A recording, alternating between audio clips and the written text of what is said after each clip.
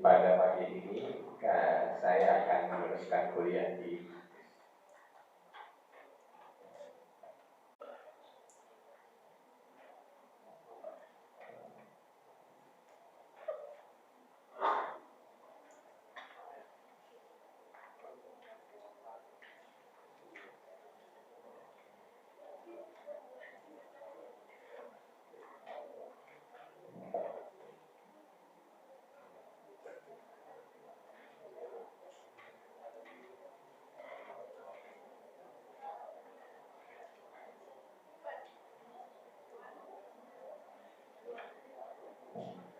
Assalamualaikum warahmatullahi wabarakatuh.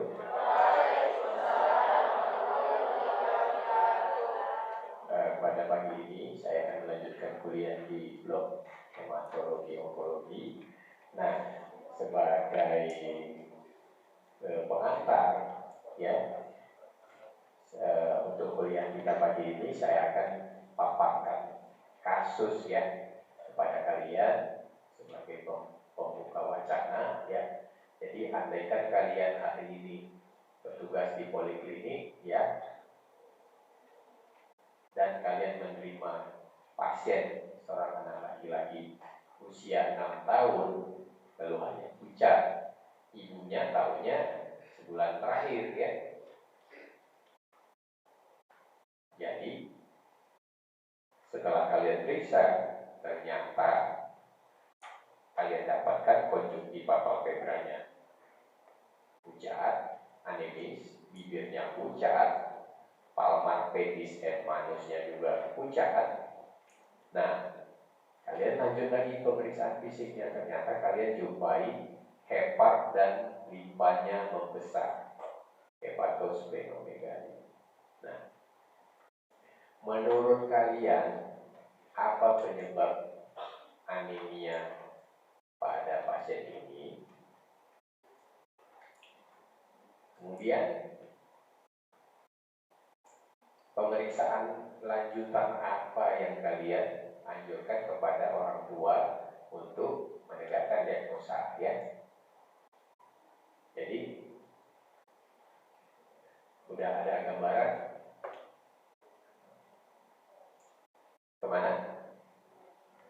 Thalassemia, ada bilang thalassemia. Bisa yang lain? Anemia plastik itu sama dia.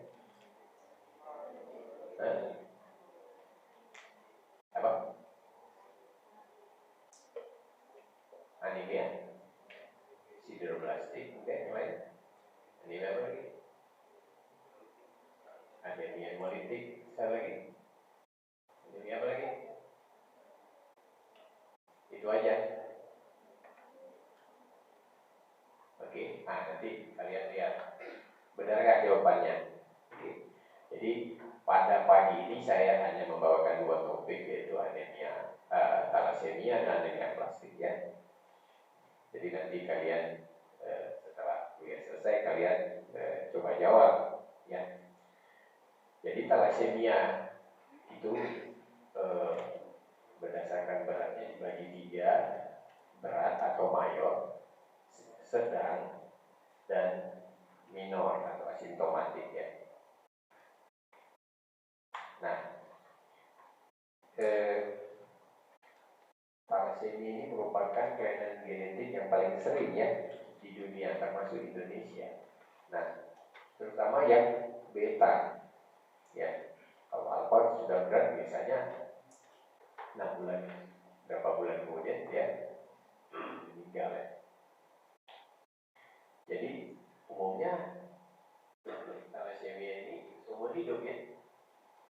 Jadi sering menimbulkan masalah medis dan sosial ya. Kenapa? Karena perlu transfusi seumur hidup.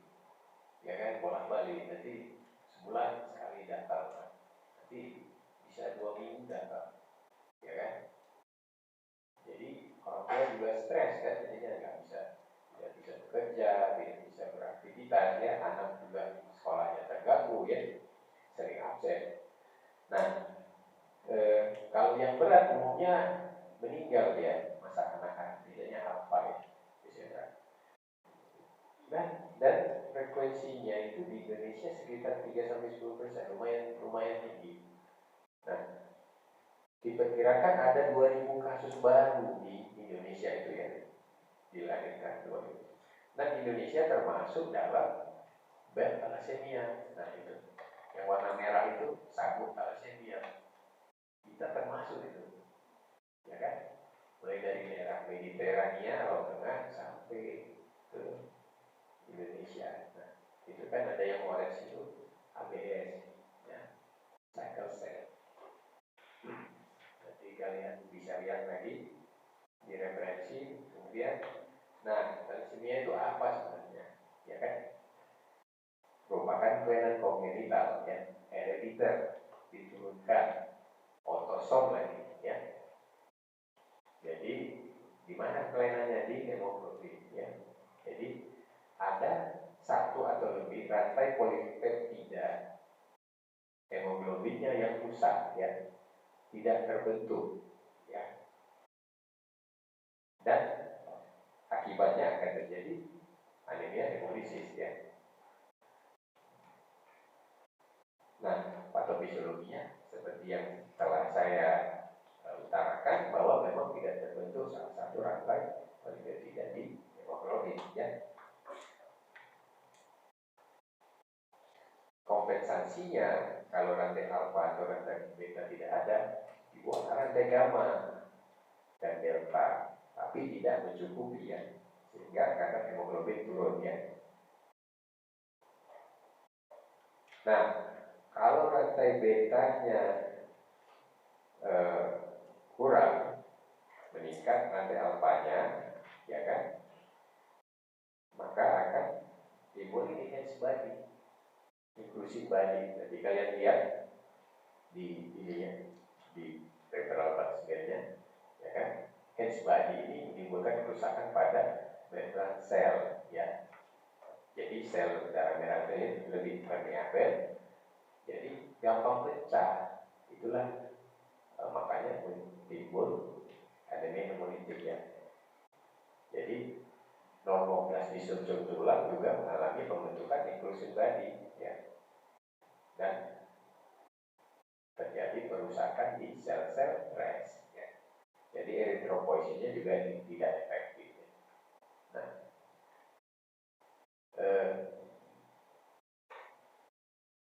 jadi kelebihan rantai alfa itu juga berimbas pada mengurangi stabilitas glusan F, ya. Akibatnya timbul oksigen yang aktif yang mengoksidasi hemoglobin dan membran sel, juga menimbulkan hemolisis, ya.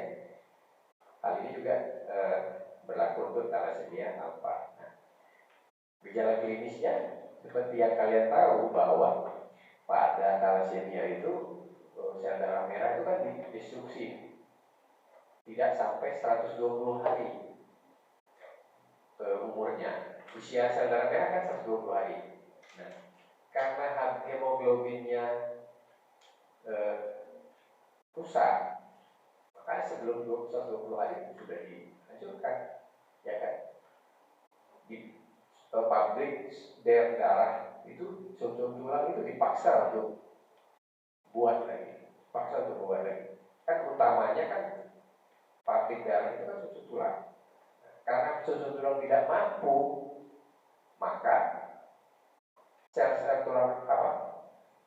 tulang-tulang panjang juga terpaksa membentuk sel darah merah. Makanya nanti kalian lihat pada pasien-pasien thalassemia itu wajahnya, itu tulang-tulang wajahnya itu kayak nonjol-nonjol. Itu yang disebut dengan fasies budi, kayak muka tikus gitu, ya kan.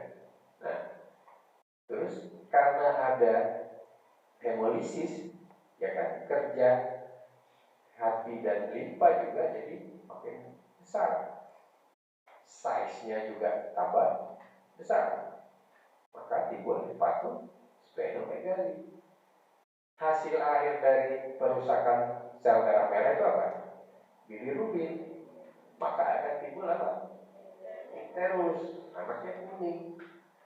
Tulang karena dipaksa bekerja berlebihan untuk memproduksi sel darah, maka akan osteoporosis, tampak struktur mojek. Nah, ini nanti kalian lihat di tengkoraknya nanti ada struktur hash on hand.